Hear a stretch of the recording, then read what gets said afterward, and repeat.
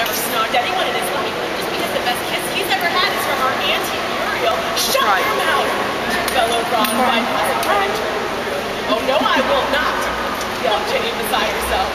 I've seen you with Clem, hoping she'll kiss you on the cheek every time you see her. It's pathetic. If you went out and got a bit of snogging done with yourself, you wouldn't mind so much that everyone else does it. Ron had pulled his wand out too. Harry stepped swiftly between them. You don't know what you're talking about, Montfort, until trying to get a clear shot at Ginny around Harry, who was now standing in front of her with his arms outstretched. Just because I don't do it in public, Ginny screamed with derisive laughter, trying to push Harry out of the way. Been kissing Pigwidgeon, have you?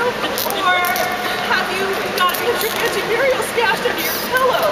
A streak of orange light flew from under Harry's left arm and missed Ginny by inches. Harry pushed Ron up against the wall. Don't be stupid. Harry's not Cho-Chang, shouted Ginny, who sounded close to tears now. And Hermione's not Victor Crumb. It's only you who acts like it's something disgusting, Ron. And that's because you've got as much experience as a 12-year-old. And with that, she stormed away. Harry quickly let go of Ron. The look on his face was murderous. They both stood there, breathing heavily, until Mrs. Norris, Filch's cat, appeared around the corner, which broke the tension. Come on, said Harry, as the sound of Filch's shuffling feet reached their ears. They hurried up the stairs and along the 7th-floor corridor. Oh, get out of the way, Ron barked at the small girl, who jumped in fright and dropped a bottle of Toad's Fawn. Harry hardly noticed the sound of shattering glass. He felt disoriented, dizzy. Being struck by a lightning bolt must have been something like this. It's just because she's Ron's sister, he told himself. He just didn't like seeing her kissing Dean because she's Ron's sister. But unbidden into his mind came an image of that same deserted corridor with himself kissing Ginny instead.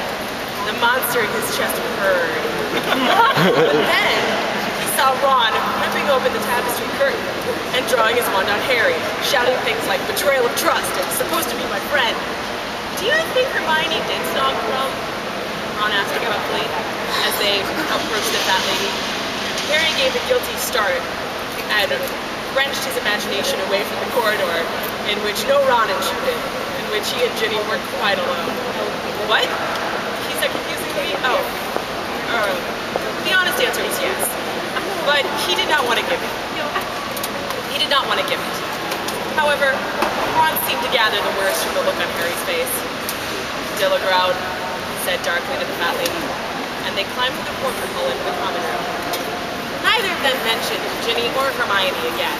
Indeed, they barely spoke to each other that evening and got into bed in silence, each absorbed in his own thoughts.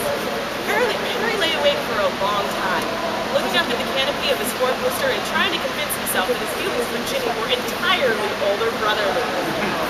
They had lived, had they not, like brother and sister all summer, playing Quidditch, teasing Ron, and having a laugh with Bill and Clem. He had known Ginny for years now.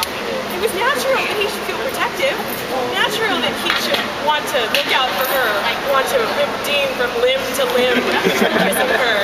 No, he would have to control that particular brotherly feeling.